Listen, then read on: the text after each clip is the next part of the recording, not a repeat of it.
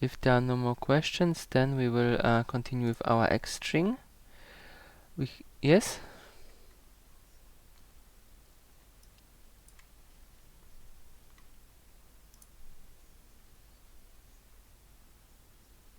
Where?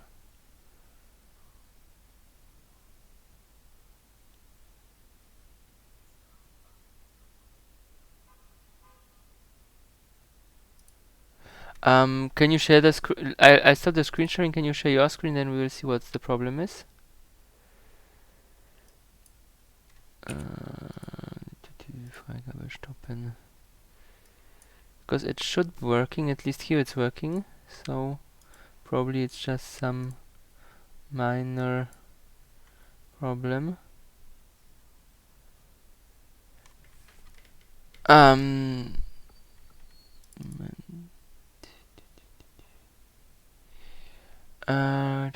Teilnahmefreigabe. I can.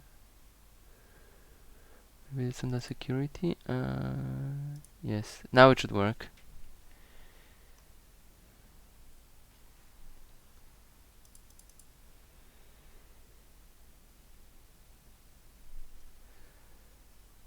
Yes, okay. Wait, that should. I see the problem.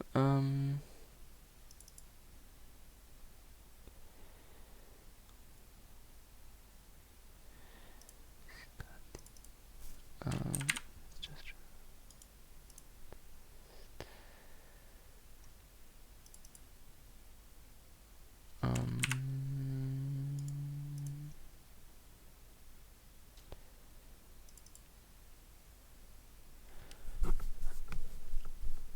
Why is that not working? Okay, I can reproduce the issue here. Let me switch to my. Can you stop your screen sharing?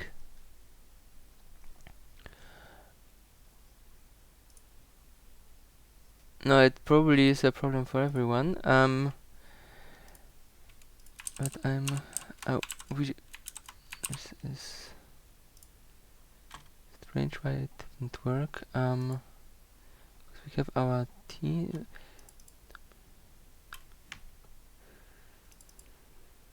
We can. From where is this invoked? From here. And our is char.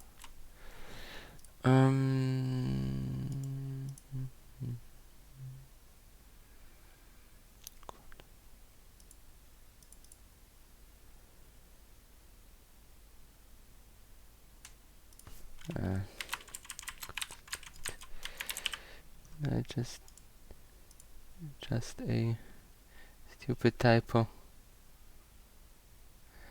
The array size was at the wrong position. It was here. It must be after. It must be at the variable name and not at the type. That's all. Now it compiles. Okay. Any more questions?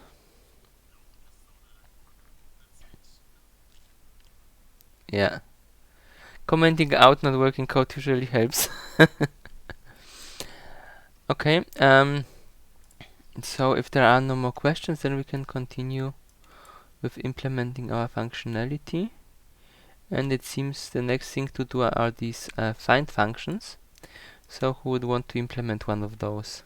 Or let's say both of them, since find and reverse find will be quite similar. Okay.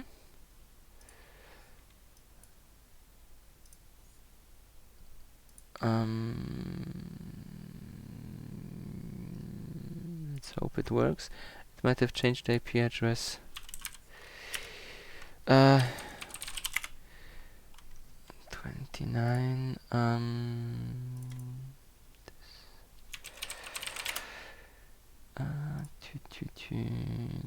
Not.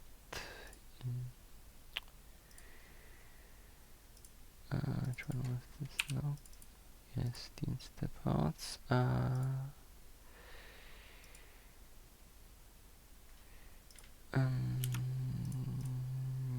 No, that should work. The IP didn't change.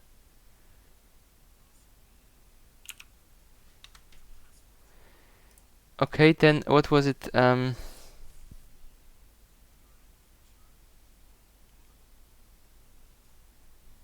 Try both. It worked. Perfect. Okay.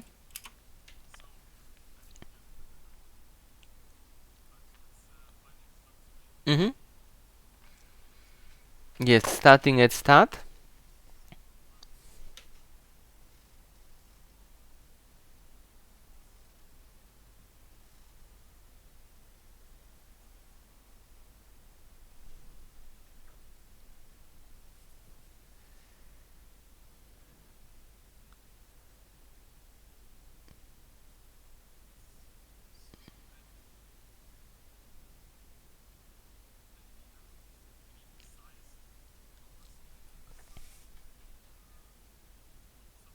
Mm-hmm.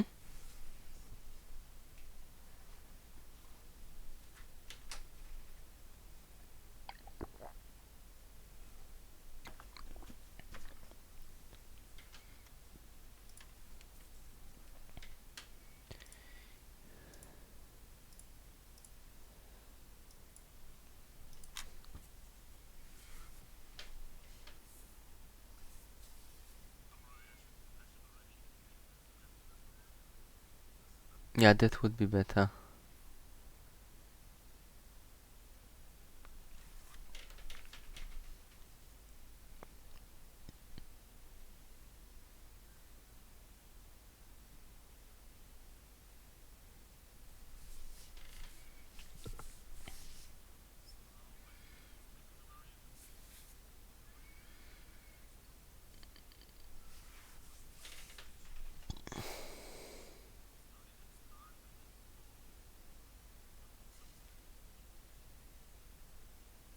Yeah, also I don't think there is a more efficient way anyways, because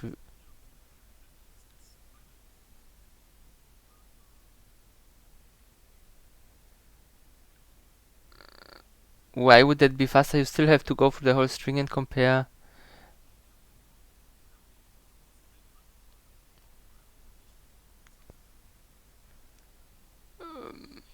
Yes, but that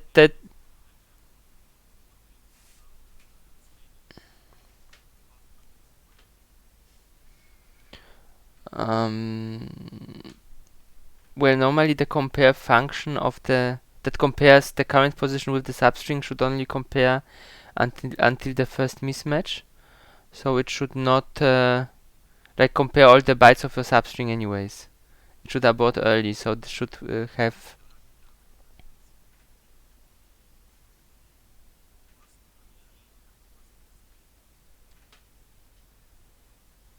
Okay. Well, you can also go with the beta implementation.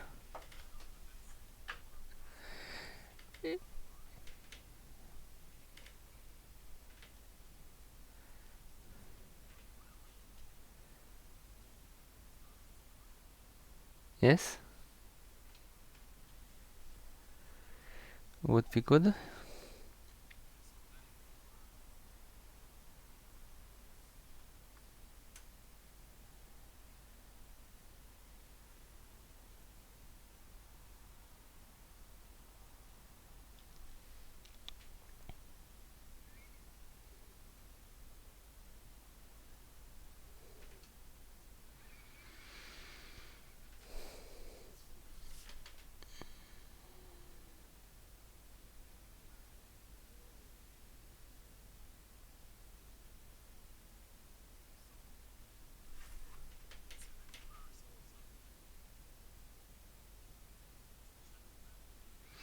Don't we have already a compare function?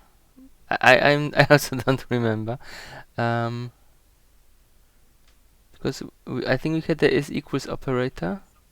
Well, no, substring just gives us a substring, but there should also probably be. Don't we have a equals operator already defined? Nope, we don't. Um,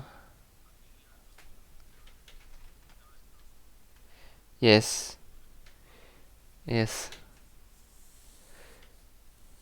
Okay, then do it by hand.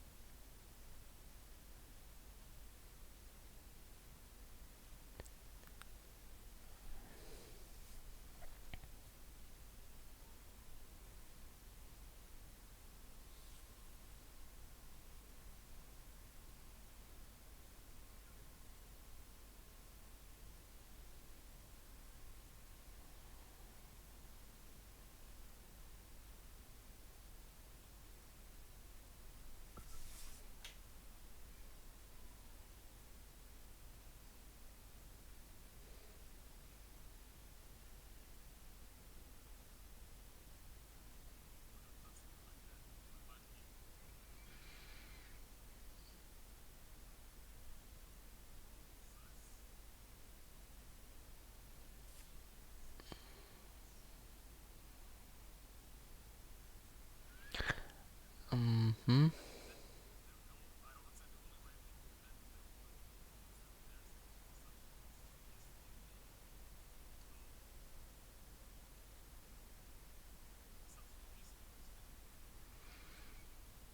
Yeah. Well, on success, we return the position where the string occurs.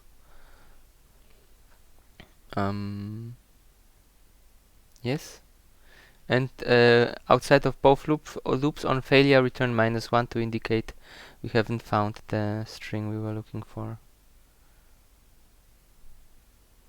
Mm-hmm. Well, there are a couple edge cases that probably should be taken into account. Um, there is a simpler trick. You can subtract substring size from string size in line 86, because you know that if you are with your eye so far that your substring doesn't fit in what's left, then you don't need to do comparison, because it will not work anyways.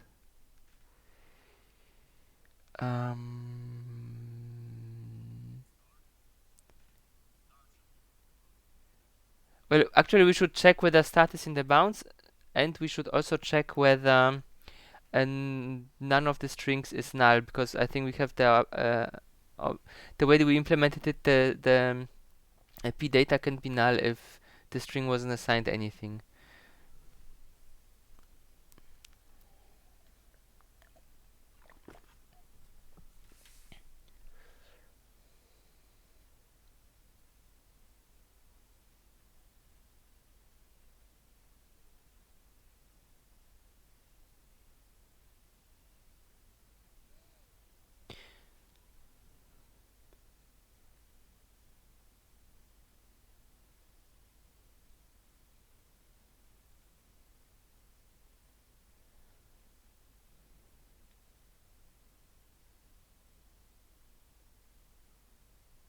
Looks okay. One thing I was thinking about is that we could split the check in line 87 into two, and first check substring data null, and if the substring we are looking for is null, then we just return true. Rather return 0, because if we look for an empty string, then obviously the string starts with an empty string. But that's well, Ansichtssache. But I think most of the normal search functions would behave this way, because then they would the lower implementation with the two for loops would fail for the situation where the string where the substring length is null. So we should have here a check that if substring length is 0 or substring length is null. Sorry, substring data is null in both cases, then return 0 to indicate that it kind of was successful in brackets.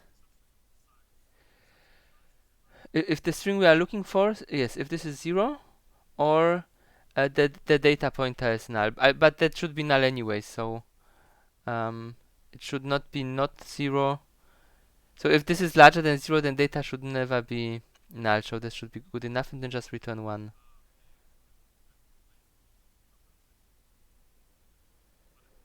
No, the lower check was better. So you need to do two things. You need to check whether pointer data is not null, because that's a string we are looking in. If this is null, then false. But before that, we should check whether what we are looking for is not null. Because if we are looking for an empty string, we would expect always to get 0 back.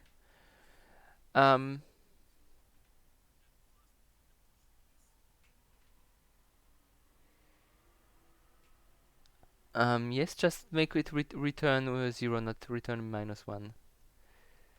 Yes, perfect. Yeah, that looks good. And now we need a test case.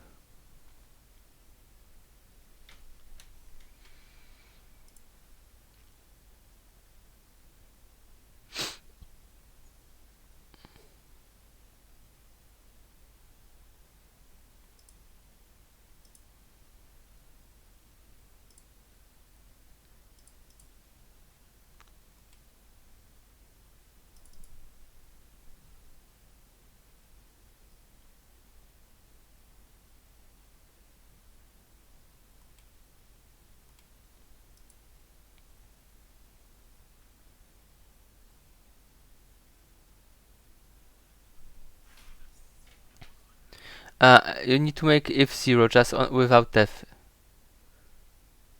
Yeah. That should work. Now it would work. So just needed to think.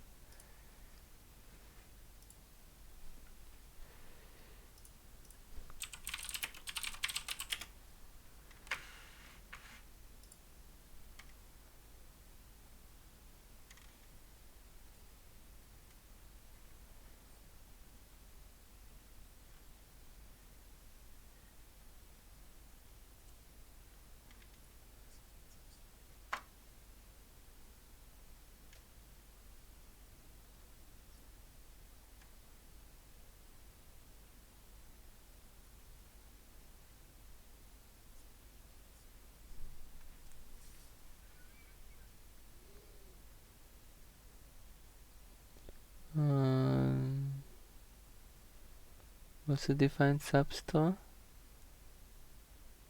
Just define str.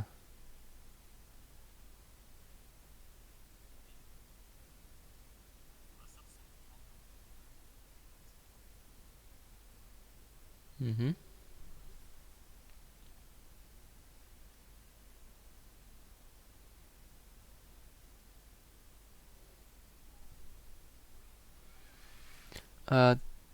That looks like it didn't find anything.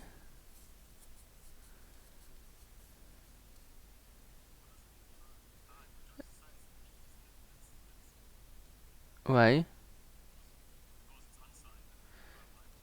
Yeah, but that's so if you print it to console, that would look weird, but it will work normally in every other case. Um, we just use -1 as a shortcut for max value. So instead of having to think which value would be maximal, or also on different platforms, a size will be different. Of course, there are probably somewhere a preprocessor definition size tmax or something like that. But the simplest way, if you have unsigned values and you just want to return the max value, then you are just returning -1, because that evaluates always to the maximal value that you can have. It just sets all the bits to 1.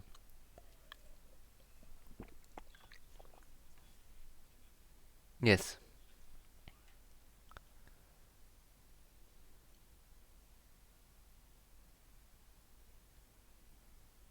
Okay.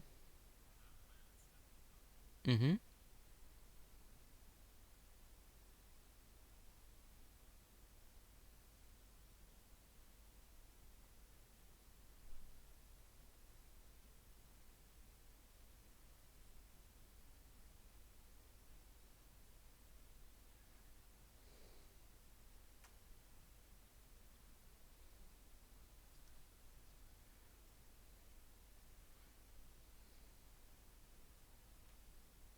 Mm-hmm.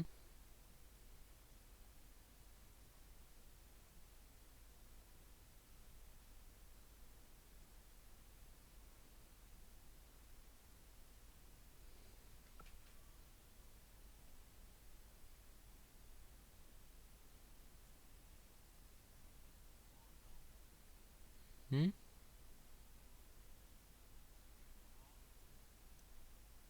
Yeah, it broke, so it.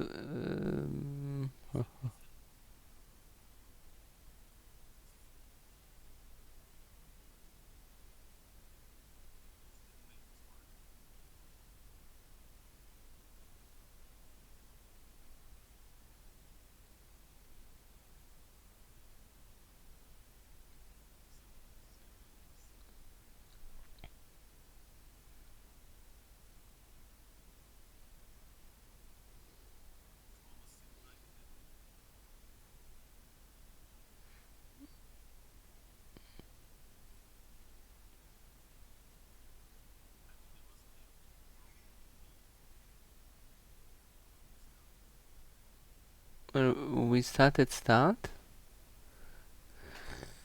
Um.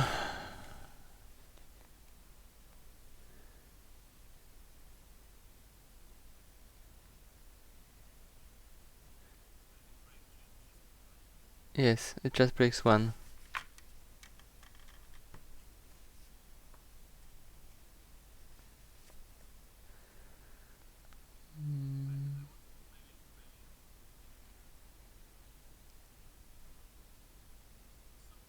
Okay. Yeah.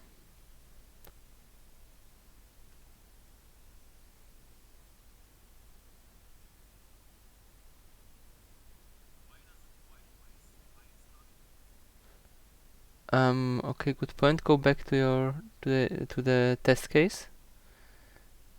Um,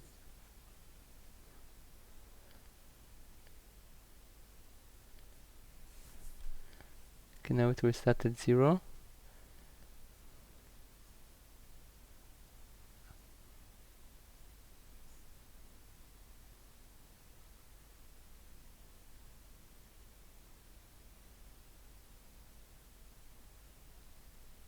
Okay, now that works. That looks good.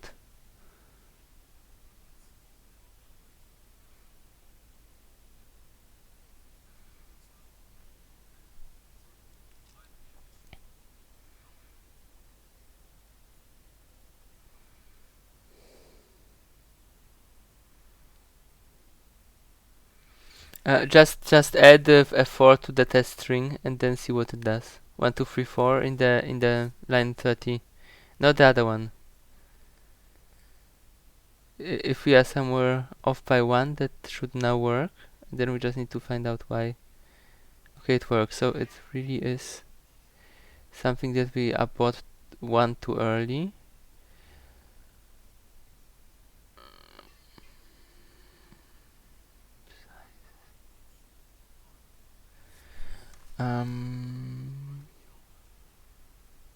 Yes, just make +1.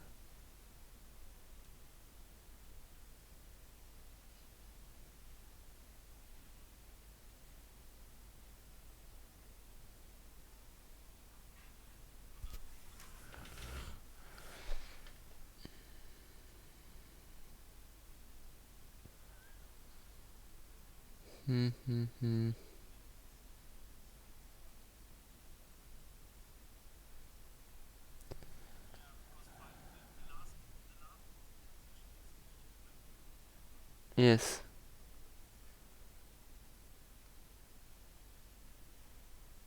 Yep. Now it works. Yes, unless someone else wants to.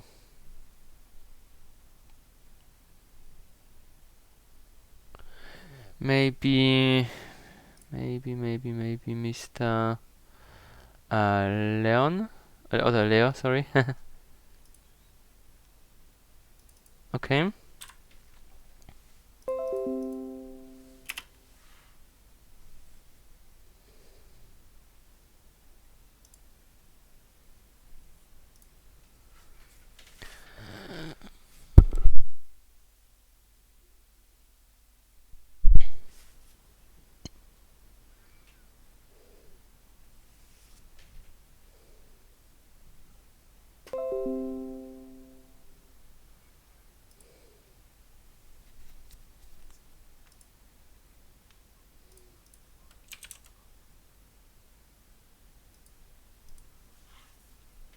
Just in reverse. And it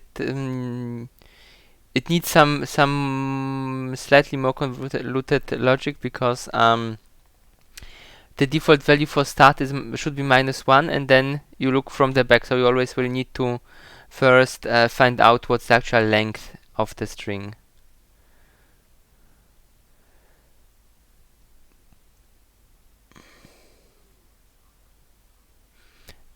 It just so the normal find finds the first occurrence from the left of the string that is after the start position, and rfind is reverse find, so it searches from the right side of the string and finds the first occurrence which is to the left from the position.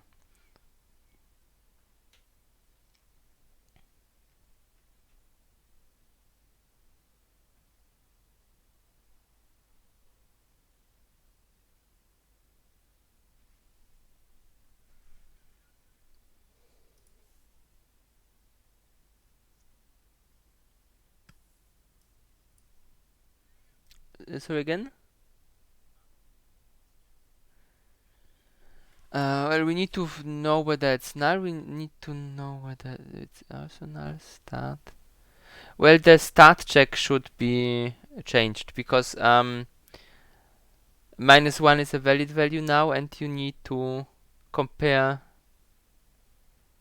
So normally, if you say that it's further out, then it should accept it. So you should just check whether a start is larger than the length of the string before you do the check in line 1, 2, 3. You first just check if start is further out than the string length, and if it is further out than the string length, then you just set start to the string length. Or rather to string length, well, depends on the semantics, on the string length -1 to get a valid offset. So if start, yeah?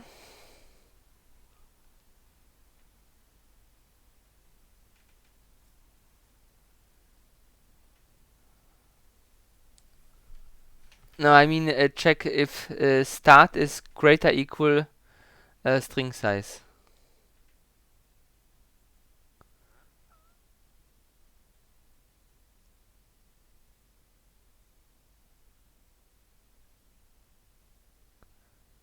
And then start to, no, not return. We want to, so to find from the back of the string, we need to first determine where we have to start the search.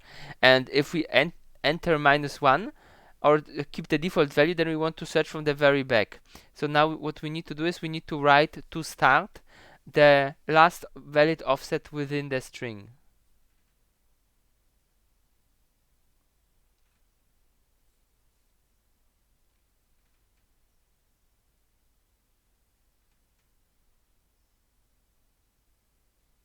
Why 2?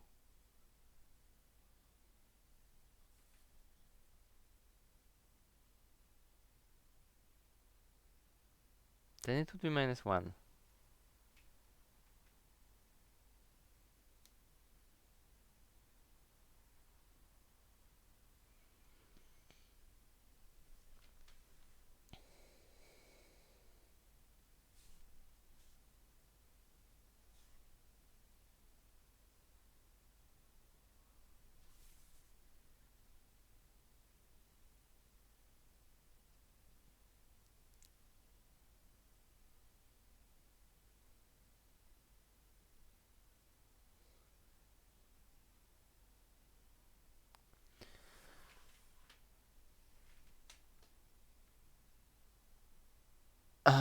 Well, as we said earlier, it is not really negative. It is an unsigned value, so it cannot be negative. If we assign -1 to a unsigned value, effectively this means the maximum positive value this size of variable can hold. So start is not -1, but that will be size t64 a bit of, I don't know how the number is called, a very large number with many zeros and a positive one. We actually have seen it in the console output earlier. It's I don't know, it's like 6 quintillions or something like that. I can Google that, but that's not relevant. The point is start is just a very large positive number, and we need to limit it to be the last valid index in the string, so that we can then use start to initialize our loop variable and then go with minus until we reach 0.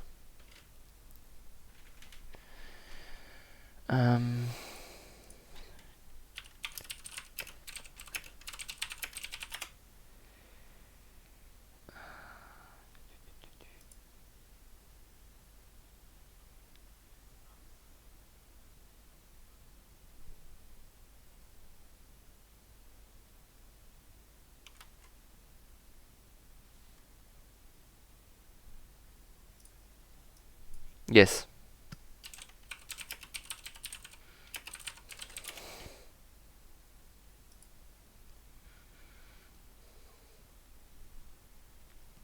Well, you can use the I, or you don't need a new counters. You just need to use them in the opposite direction.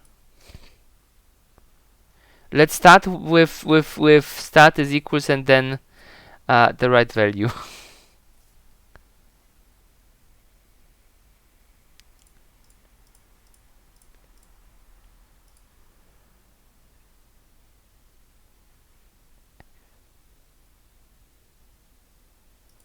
So the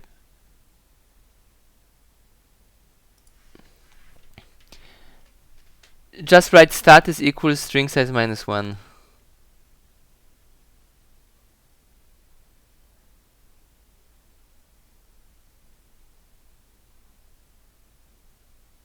And for reference, the biggest positive value a 64-bit number can hold is 18 exa, whatever units. Actually, I should check how is exa called.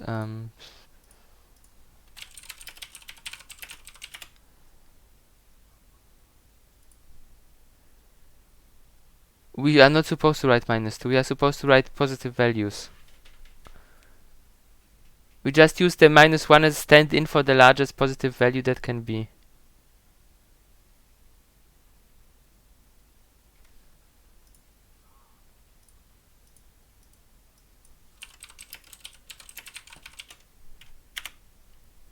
Yes. Yes.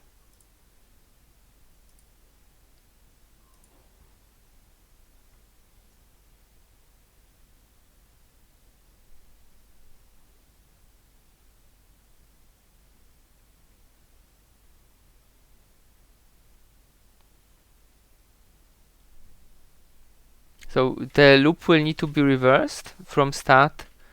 Actually, you might then want to change start to be even another number.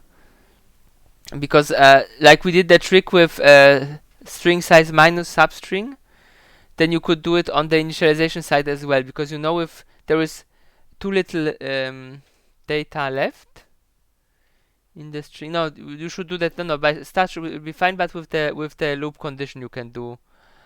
You can just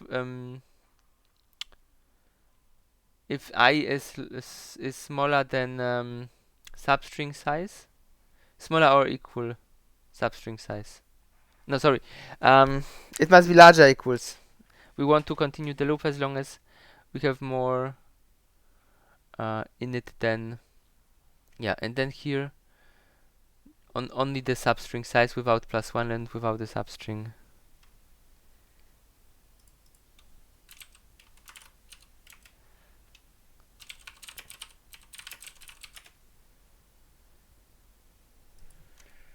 Yes.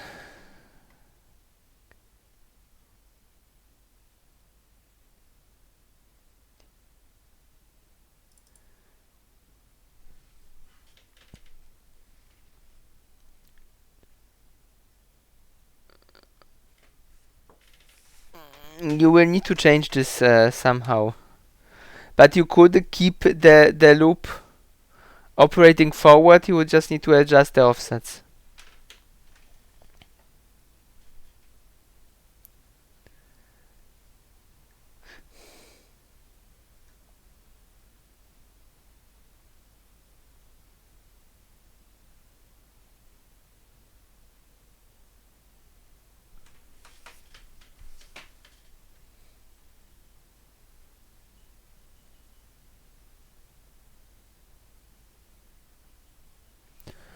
No, it would compare into the wrong direction. For pointer data, you probably. So we are coming from the back, and then we want to find the offset where this string starts. Let me think. So we start at the very back.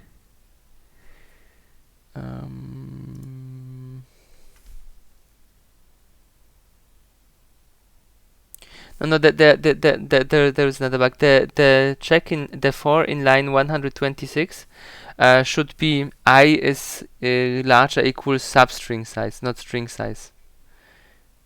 Because we want to see if within what's left we have enough room for what we are looking for. Okay.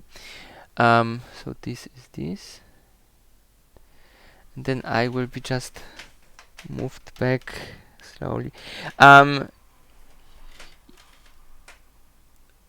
You could try to just in line 132 to write minus substring size. for pointer data, where you have pointer data I plus j, make I plus j minus substring size.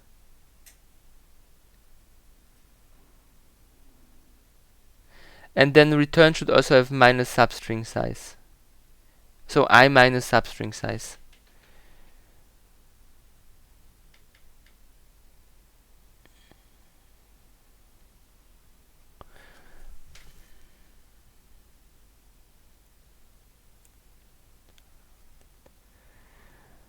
Okay, and one more thing that we can improve or need to change is that when in line 126, when we have start, we will need to we can subtract substring size from it, because we need to know that at the back we have at least enough room for what we are looking for. So it doesn't make sense to start a comparison like at the second to last character if we are looking for more than 2 characters. So minus substring size.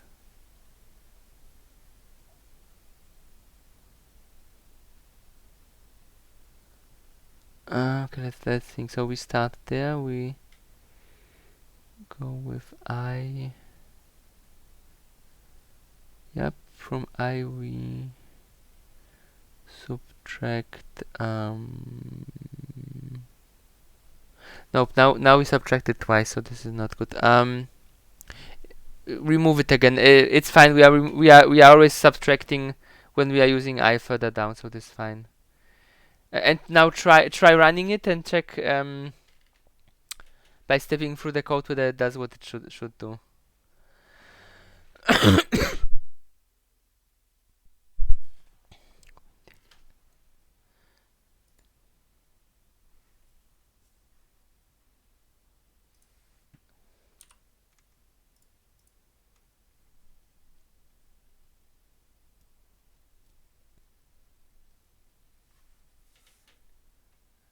Should be rfind.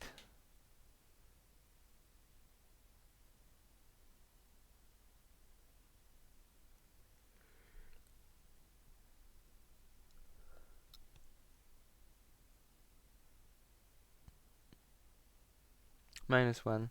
Or you can also not type anything, it will take the -1 by default.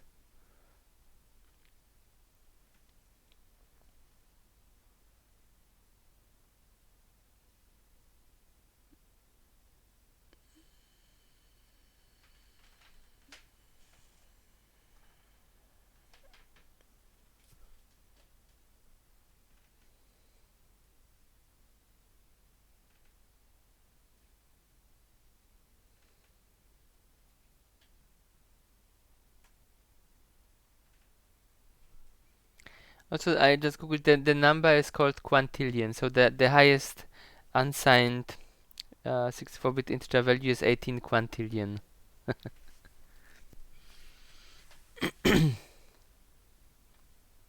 Well, it still doesn't work. Well, it should work. It should return 5 as well. So there is a bug somewhere.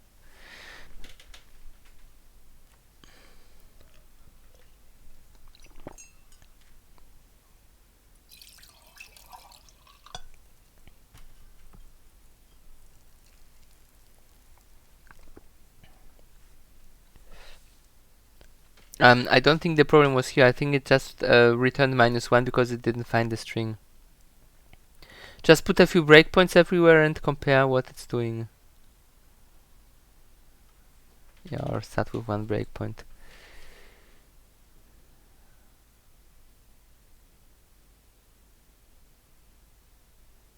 Click. And now what you could do is you can use the imminent output console. It's on the bottom here. Let me have the mouse for a second. And you can type stuff here. So you can, for example, type this. And it will tell you what it found at this offset. And you can type this and it will tell you what is on this offset. So here you see that we are off by 1 apparently. So we got the space, which was before the 1, 2, 3. So we need to either add +1 there or well, or start our loop at I plus 1. That is equivalent.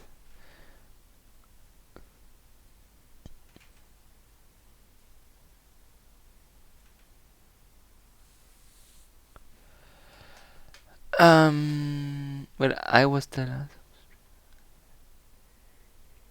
It's the same problem we had earlier with the forward find. We needed to add one additional character to the substring thingy. Yeah. I think if you run it now, it will return a positive match. It might return it by off by 1, but you will see that it should in both cases return 5 since we are looking for the same substring. Just run. Yeah, it returned the wrong value. So you need to make plus 1 here as well.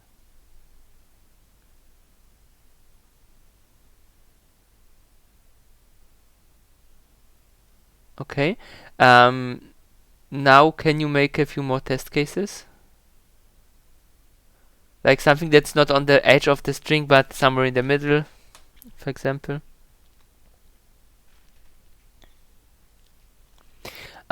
And another hint, you don't need to... Yeah, you can just write the string in this exactly. You don't need to define it as a variable each time.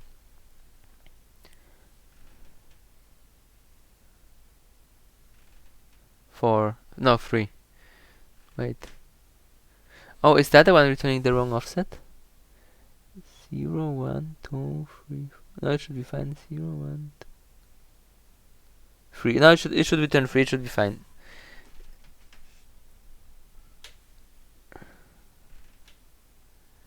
Okay. Works as well. What you also could test is if you have multiple occurrences in the string.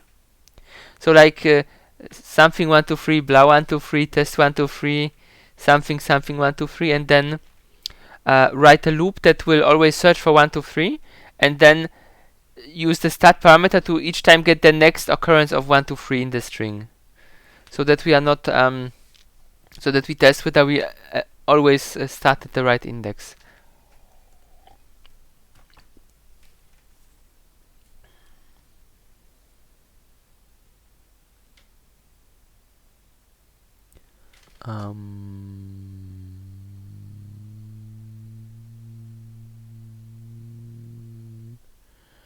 That did not work. So you did not use the new string. Okay, then it should be fine. Yeah.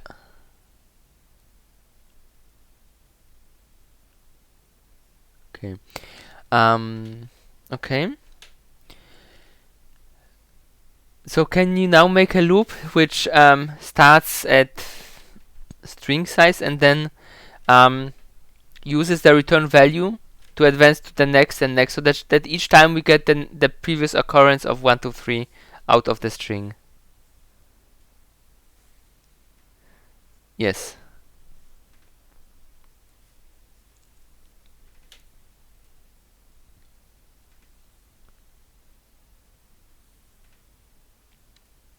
No, I mean in the test case. No, don't change the rfind function.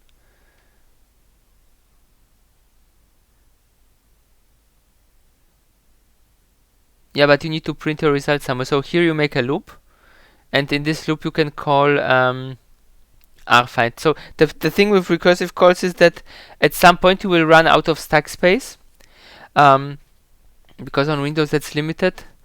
So when possible, you try to avoid writing highly recursive code. So if you you always try to change recursive code into loops, because loops can make as many iterations as you want. You are only limited by how much time you have, while a recursive invocation will be limited by the available memory and the stack size limit.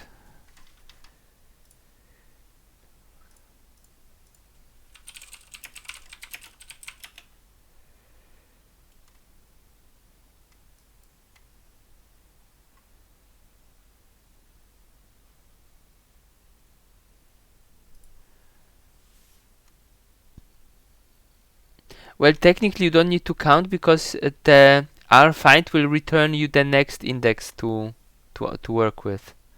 So you start at well, string to length, and you could check whether I is not equals -1, because if you get -1 returned by your find function, it means it didn't find anything anymore. So that's where your loop should terminate.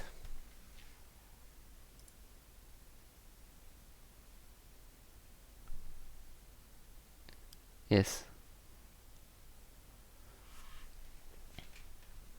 So yeah.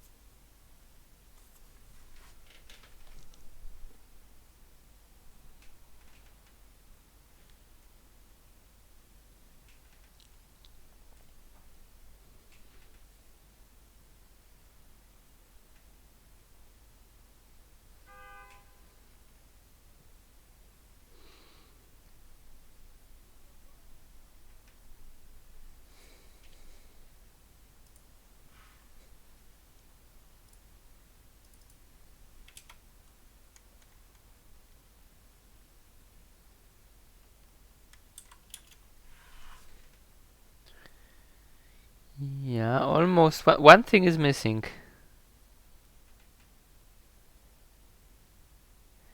You can run it, then you will see what's wrong.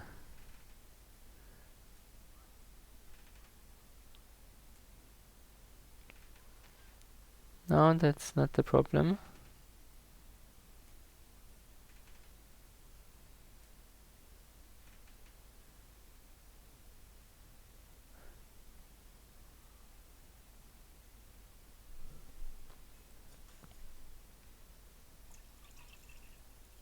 Run it, you will see.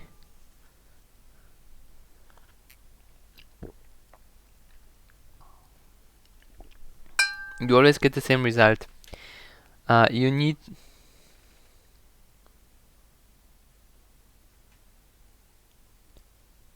Well, you just need to put... no, you don't need to shorten anything. You just need to put the start parameter to your rfind.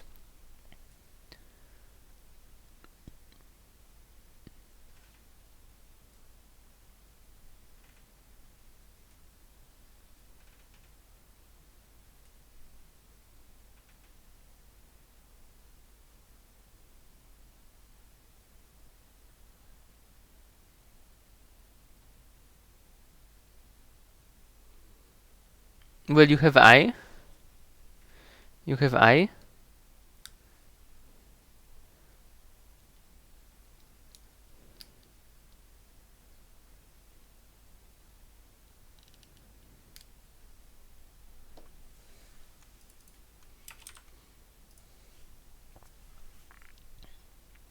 Just I. Well, not quite just I, but definitely no string length. So just I will not quite work. You need I -1. Because if you would have I, then I is the offset at which the string exists. So you need to move one further such that you don't refind the last one.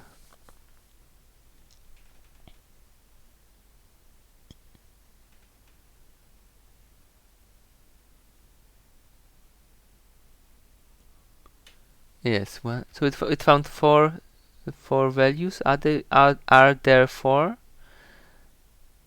1, 2. Yep. Perfect.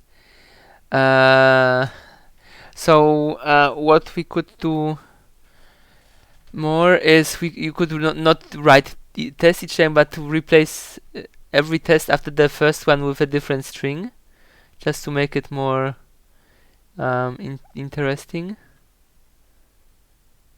Like in the string here in line 33, just replace the second test with something else and the third test with something else, and so on.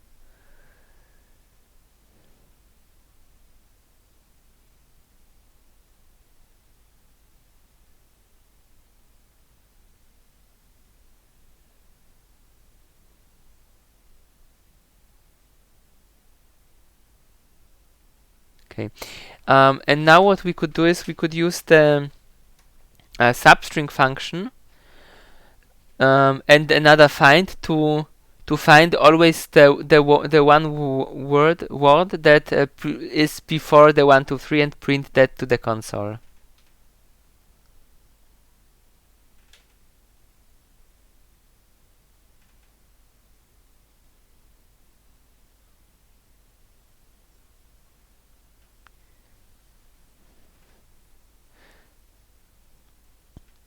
Yes.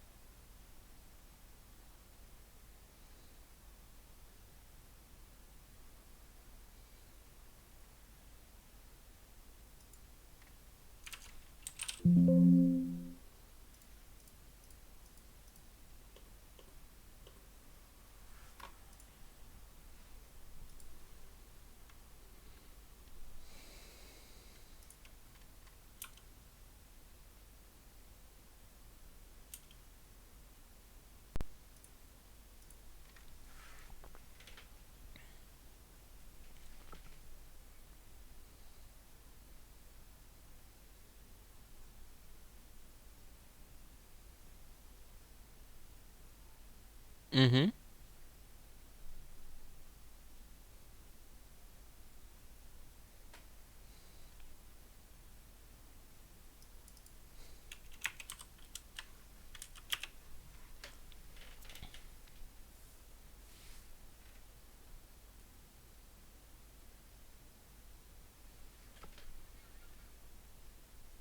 You need to use the substring function, not the square brackets. The square brackets would only give you one character. Yeah.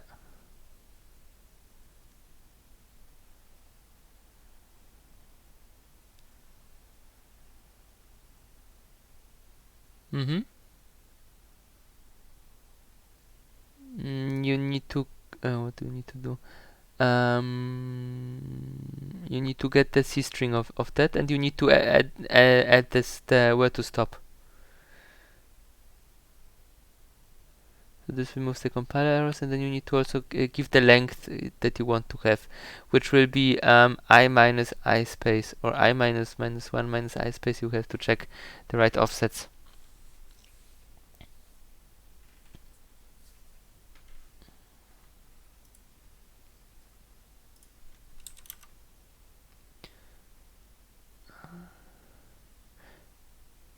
I should be bigger than I space, so yes, I minus I space. Okay, let's run.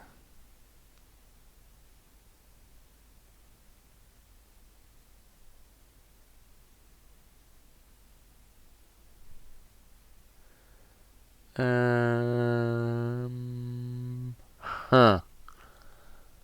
Didn't work quite out as it should.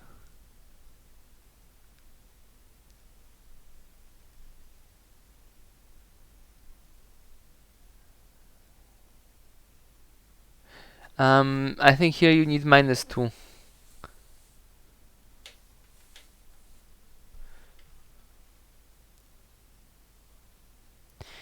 Well, because -0 would be the first one in your 1, 2, 3. So when it search backwards, it will see 1, then it will see space. If you have -1, then it will see space outright, and if you have -2, it will see not longer space.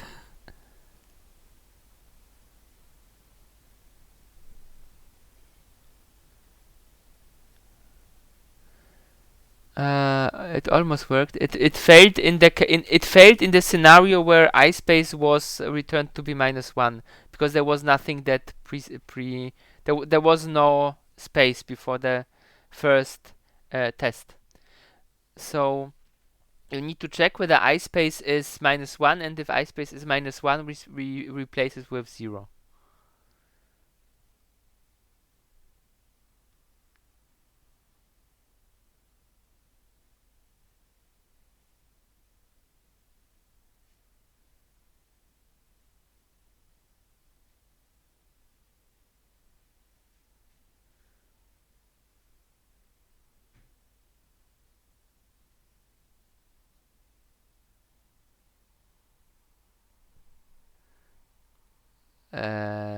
No,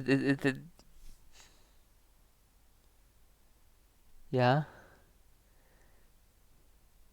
unnecessarily complicated, but it should work.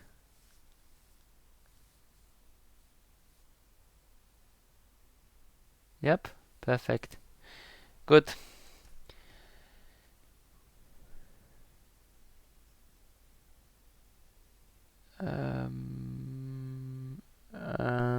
Yeah. Then you need.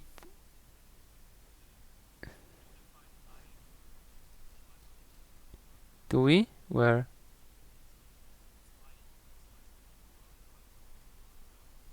Wait. It's not being redefined, it's just being reassigned. No, that's fine. That's how it should work. I have a better idea how we can fix it. Just write ispace, like remove line 55. Wait, wait, is it correct? No, it's not. Sorry, we need the line. What we need to do. Wait, let me see what the output was again. So it took this space, and we don't want it to take this space. Okay. No, yes. So remove line 55, and then write in line 54. Just find plus and at the end add a +1. No, not here. After the brackets. Yes, +1. Because for every found space, it will add 1, such that the space will no longer be included. And if it finds -1, if it returns -1, -1 plus 1 is 0. Or rather, if you have value max +1, it makes a overflow and a wraparound by 1. So this should work.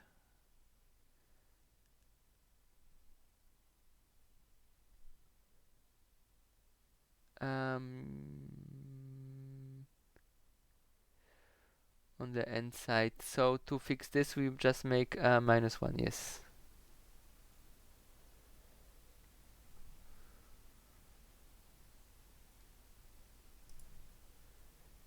Nice. Good. So this works. Perfect. So that was this assign.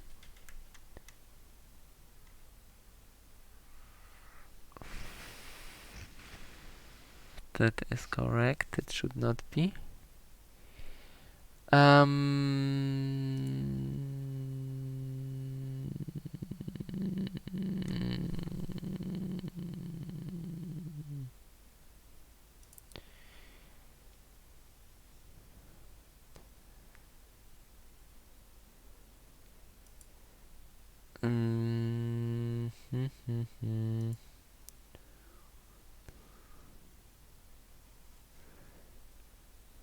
Repeat. Yeah, but if there is no space, then ispace should be -1 and it should be 0.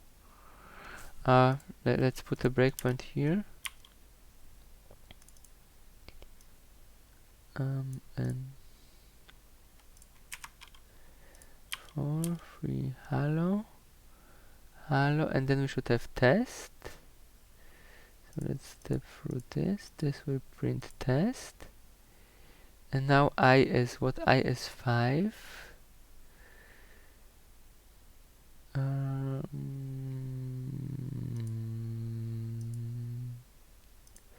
This will be -1. This is -1. We need to have a check here. Here we need a check if I equals -1 break. It just repeated the subsequent instructions for despite not having found anything. Now it will work fine.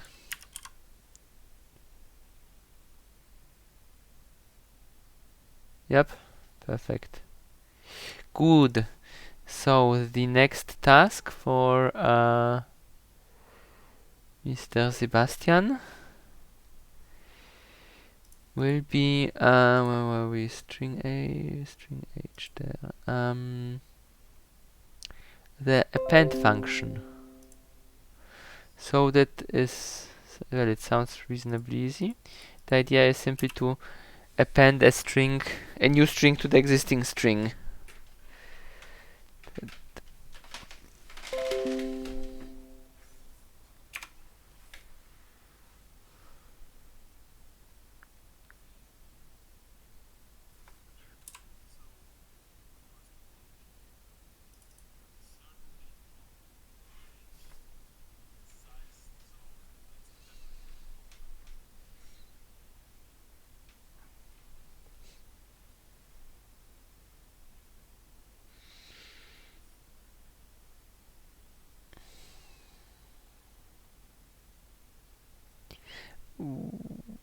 Well, I would not always create a new one, because this would then also create a new one even if we just extend this, if we only have one reference. And if we only have one reference, we would rather want to reuse the existing structure.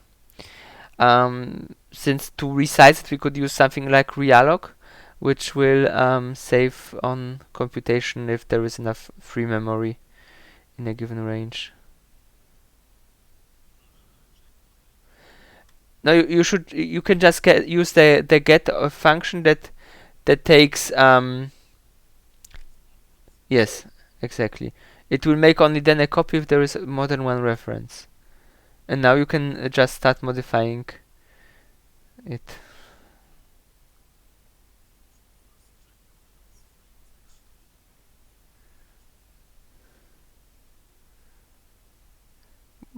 Yeah, we maybe should do this check before this here, yeah, so that we don't so that we don't make a copy if we don't need to.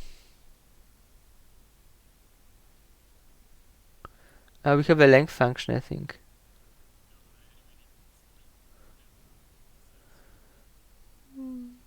Yeah.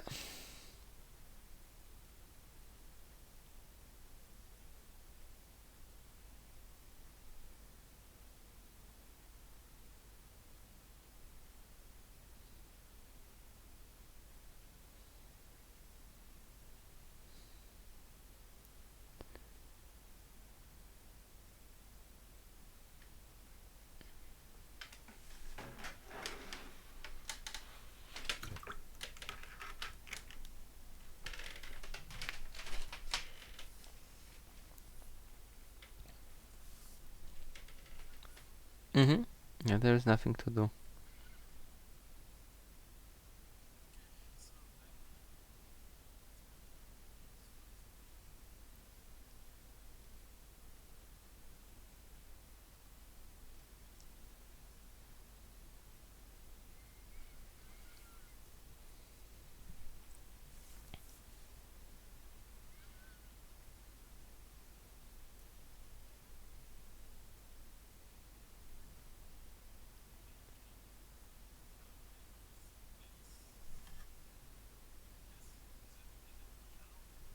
Yes.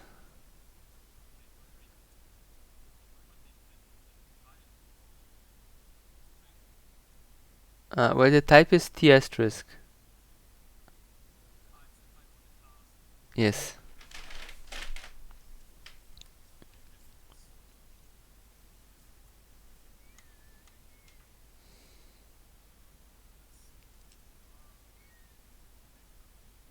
Mm-hmm.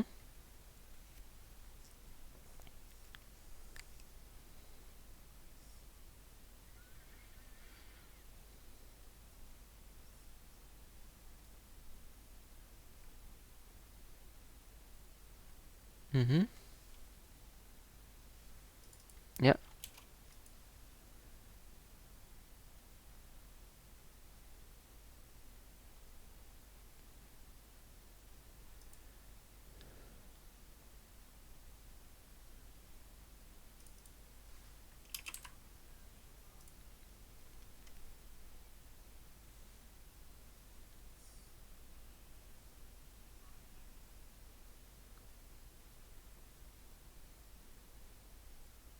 Mm-hmm.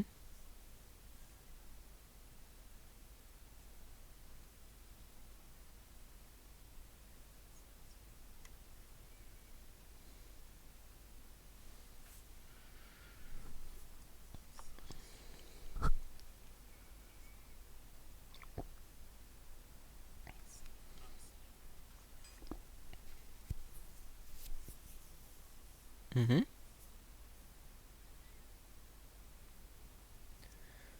Um, you need to update the length variable on the pointer thingy, and it might be a check if it works or if some offsets are off. But that should be correct.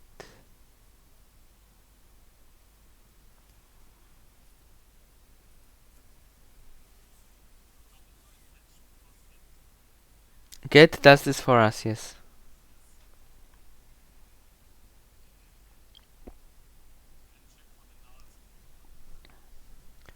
Yes, that would be good. Although if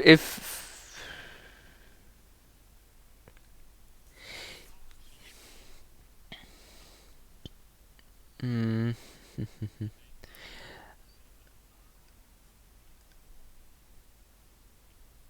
yeah, appending to an empty string will not work. So let me quickly see what our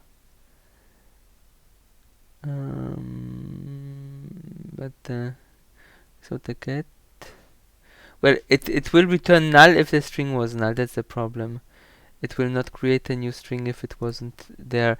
So basically, you would need to check if pointer is null, and if pointer is null, then just assign the to be appended string to the current string, and that's it.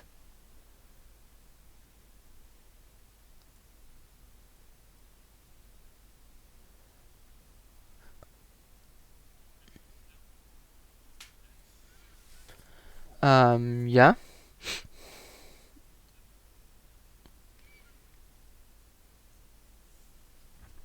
Was it string?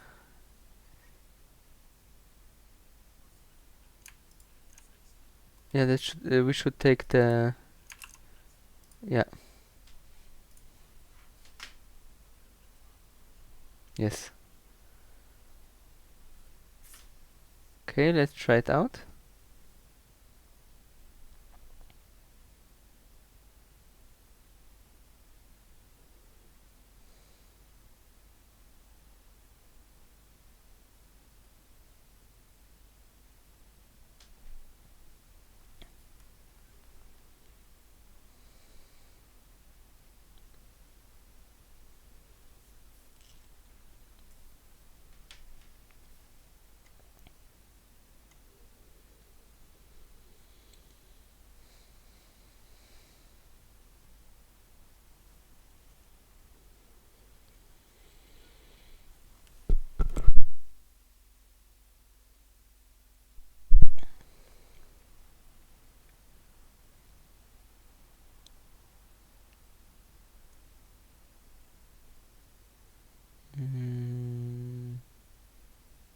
We need to take C string. Sorry, this does not return anything. You need to make it in your own row.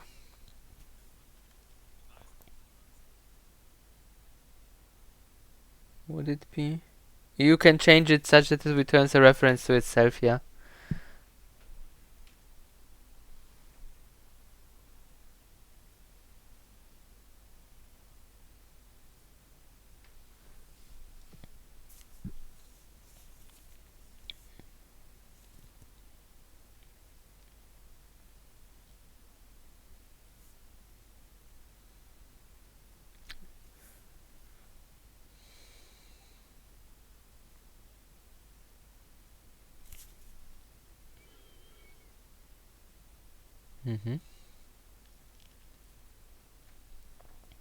You still need to make C string from it.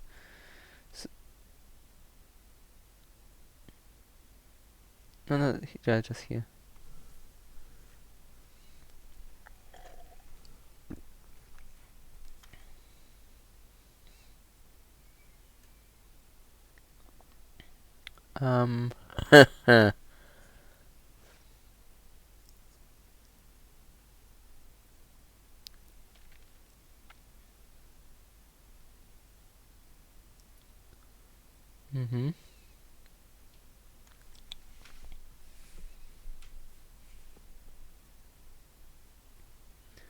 Yeah, it crashed when it was deleting it, but it only means that you copied too much. You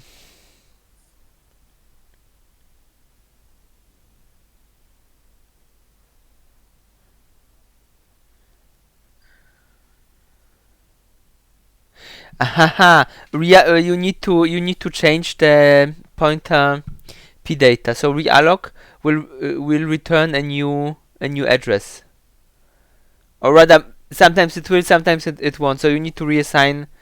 Yeah.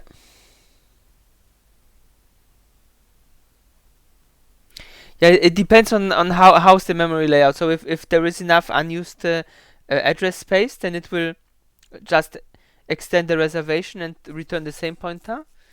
But if there is something already allocated behind it, it will then reallocate and copy.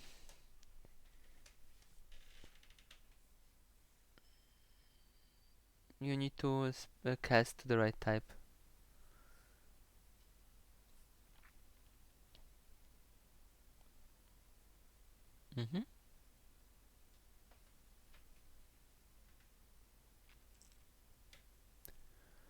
You need to copy one more character to copy the terminating 0.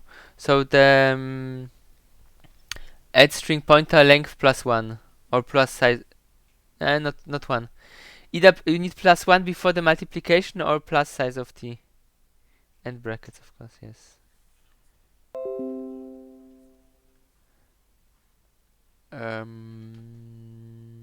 Yes. You need to add, at least allocate the size of the terminating character. So you need to have new size +1.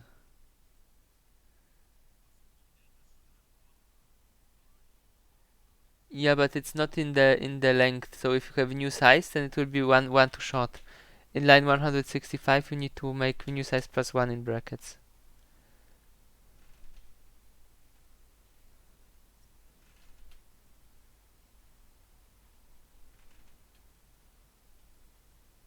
Nice. Good. That works nice. Okay, so I think since we don't have too many more lectures, it would be time for some final project. That will be kind of the large homework assignment / final project for the exercises. And I was thinking that it would be nice if you would implement a data type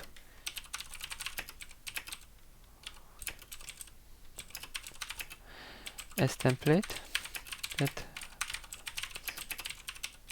represents a matrix. Well, just a matrix. So so that you can so something like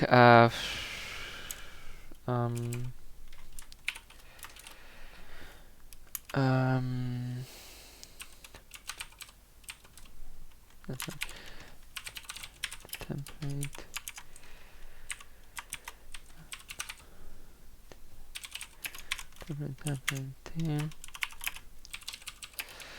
say X matrix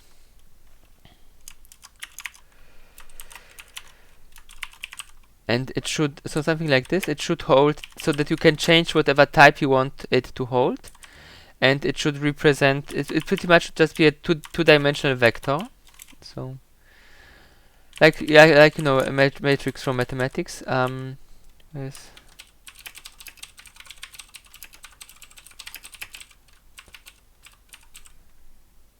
That's not how we write matrices. Matrixes.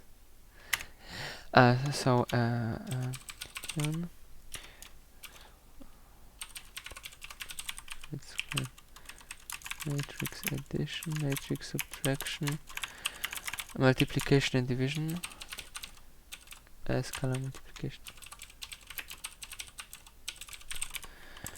and what would be also nice? Transposition. Do we want any other operations? I guess we don't need any more. That's already something. Yeah, that should be enough. So as template, then of course comparison, and as so that can use this as a normal thingy. What else?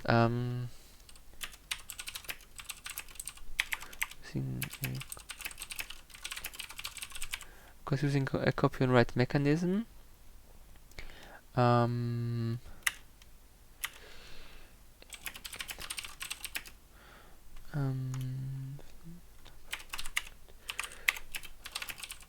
Get and set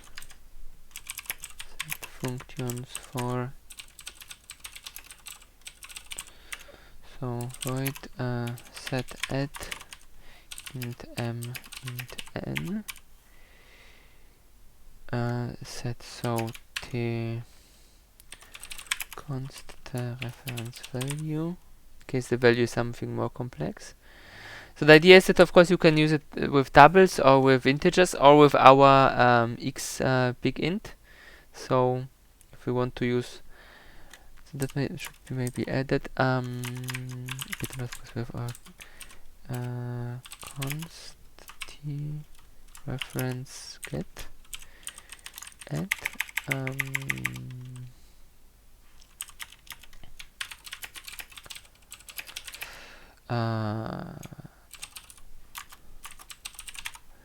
double comma int comma being int and as used types. Yeah. So we have get, we have set, we have copy and write semantics, we have comparison assignment operators, transposition scalar, yeah. Okay, maybe another test case. No, we don't need it. Do we?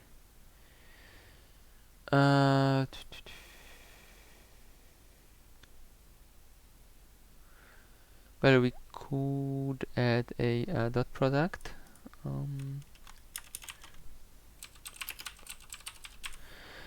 That's always good to have. And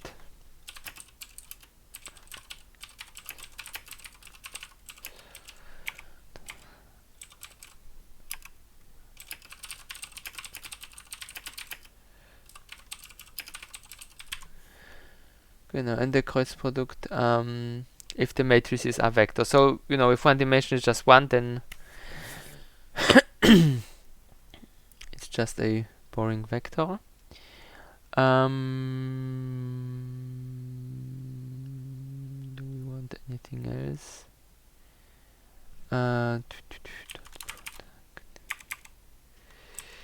Should be enough.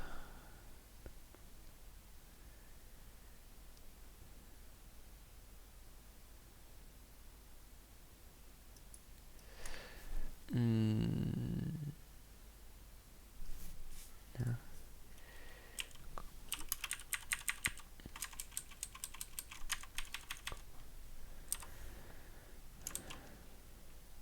I mean that only works with vectors. Should that maybe be a separate extern function? Yeah. Okay, let's put this. Did I copy it? I didn't copy it. And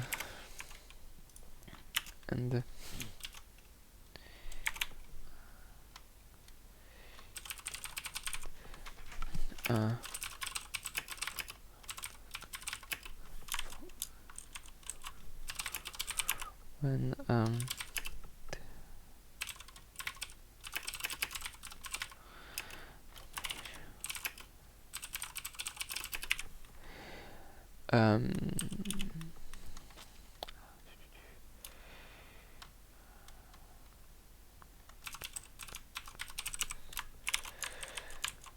that returns a matrix. So C matrix, yeah, cross const A and B, and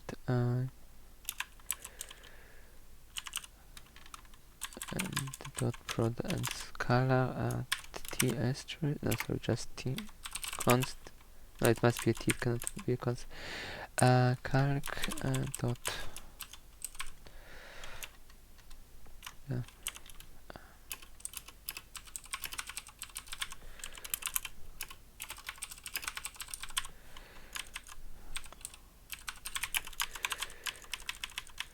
compute dot product. So these functions will be external, they will be just, they will not be part of the class, since they are only applicable in special cases.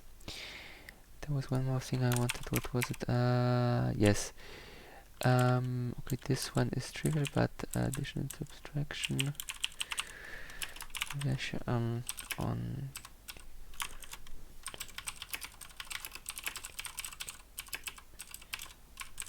throw error on dimension mismatch. And then we will need a resize function as well. Transposition at compare assignment and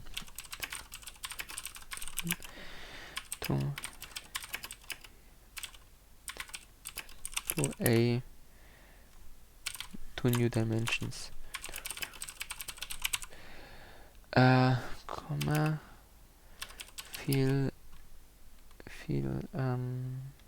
new spots in a parameter, so it will be like void resize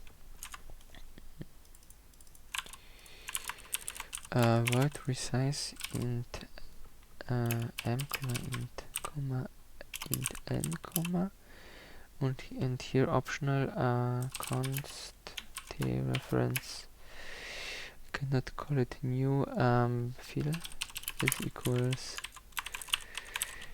t. So by default it will just fill this off with zeros, but you could also specify that you want the new spots in the matrix to be filled up with ones, or yeah, that's probably the only reasonable other case, but you might want it for something else. Transposition is fine. Okay, we should define. Yes?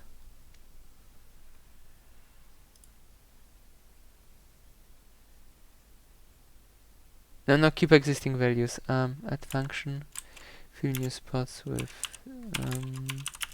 int.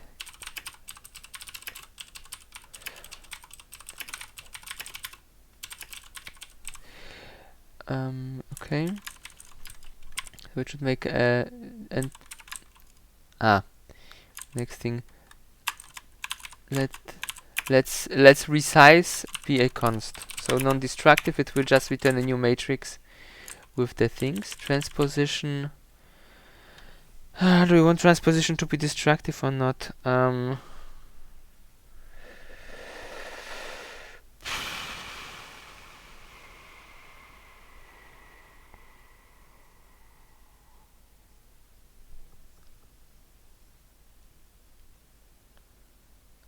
So we want it to be destructive, okay. So in this case, transpose returns a reference to itself after the transposition. Transpose.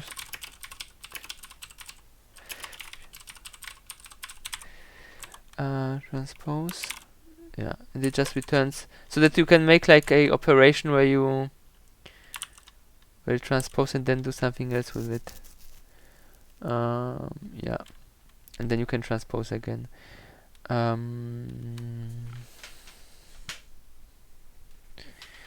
mean, we could also have two functions, transpose and transposed. Yeah,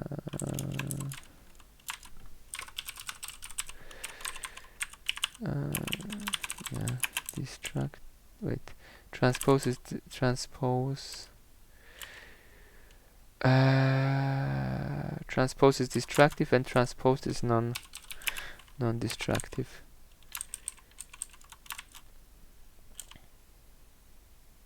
Yeah, because if you make some operations, you might want to use a transpose matrix, but then you want to keep it unchanged, or you might want to just transpose it. I mean, that's kind of boring, because then the destructive case just becomes an assignment of the result to itself. We don't need that. Let's just keep transpose non-destructive.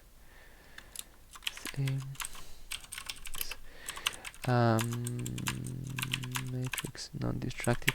If you want, you can just implement a function transpose reference, which is just asterisk this is equal this transposed return asterisk this. Yeah, perfect. Use a copy on write semantics, add and set. This is of course destructive, this is fine. We don't need bracket operators since they only take one.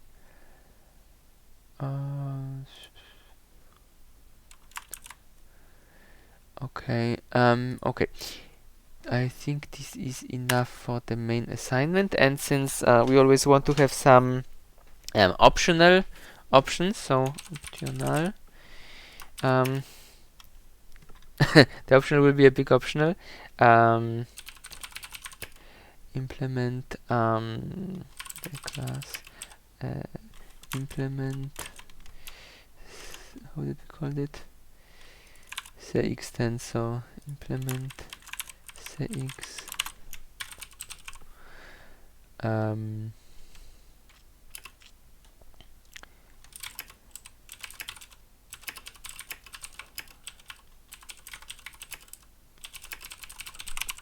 So if you want, you can implement C-matrix that is just a two-dimensional array, or you can make an n-dimensional tensor instead that is well substantially more sophisticated, but might be fun as well. And then of course you can so if you implement a tensor, then you don't need to implement a matrix. Then your matrix would be just then C-matrix. Just was it type def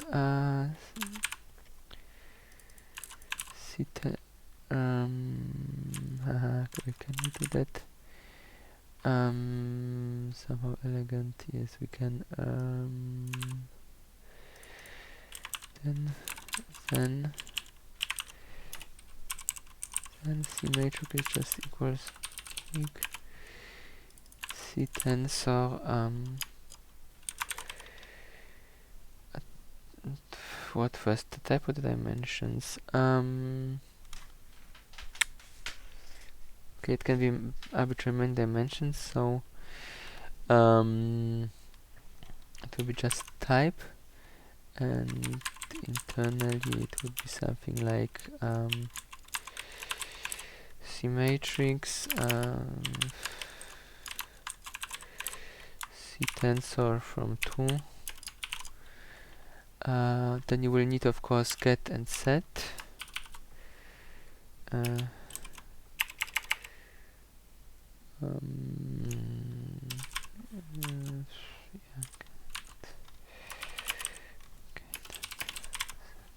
You will need get and set for the tensor. So let's add some hints for the additional assignment. So implement semi just for arbitrary many dimensions. then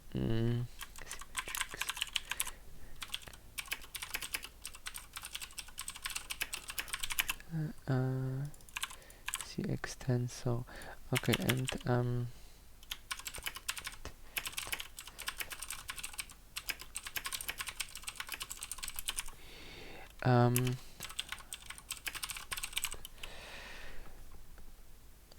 so zack, so set value, comma, and then you can specify as many addresses as, sorry, as many dimensions as you want. Forget the same thing. One thing that might should be decided is we don't know when this list ends. So there are two options. Either when we define our tensor, then we have to specify how many dimensions it has. So let's maybe do that quickly here as well.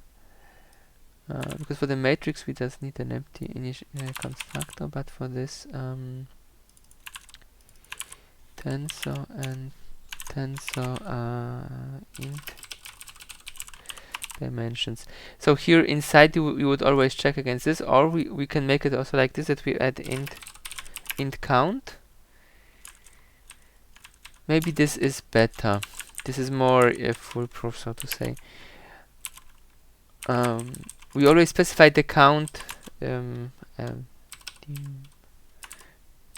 dimensional count. This is of course not as pleasant when programming, that you need to retype the same value that you use in the constructor, but it avoids mistakes. Again, this of course is not a valid definition. It needs to stop with the 3 dots. But you can use it such that after the amount of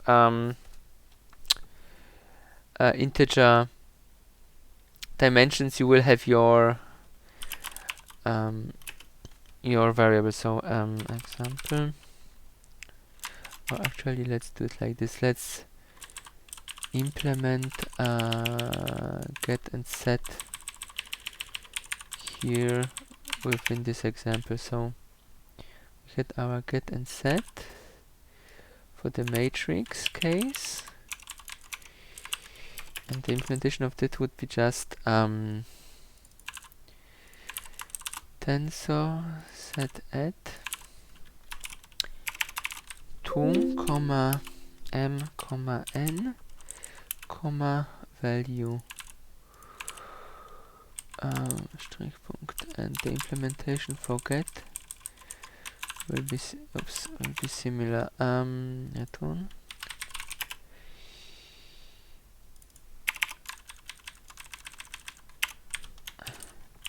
Yes. So I see we are already over time. Sorry about that. But I think this is a good optional assignment. I think there was a question. At least someone said, yeah.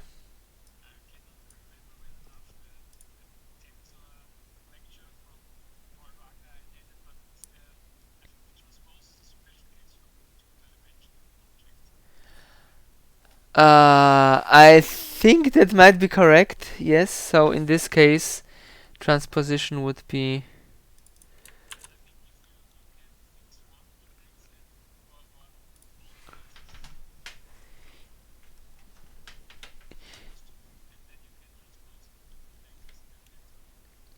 let's just don't do it for the transposition. Not on CX. Not on CX tensor. Then you just need to implement here a explicit transpose case for the matrix thingy, since this is a special case. Yes. Good. Yeah. Yes. I think that's a good assignment, and you have quite a lot of time to finish it. like 1.5 months. So that should be doable. And as said, this part is optional. So 2 dimensions is, well, a fixed number of dimensions in a array is easy, but a n-dimensional array is a bit more sophisticated. Okay, any more questions?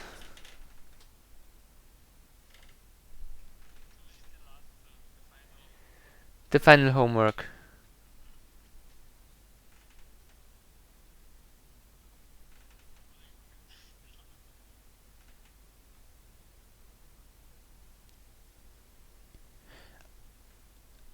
End of the lecture, yes, end of January.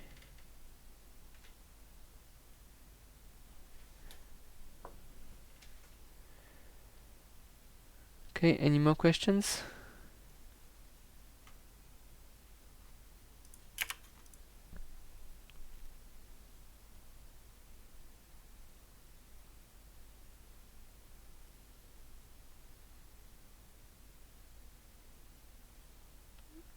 Okay, so if there are no more questions, then we are done for now. We'll see each other in 3.5 hours for the main lecture, and that's that. See you. Bye bye.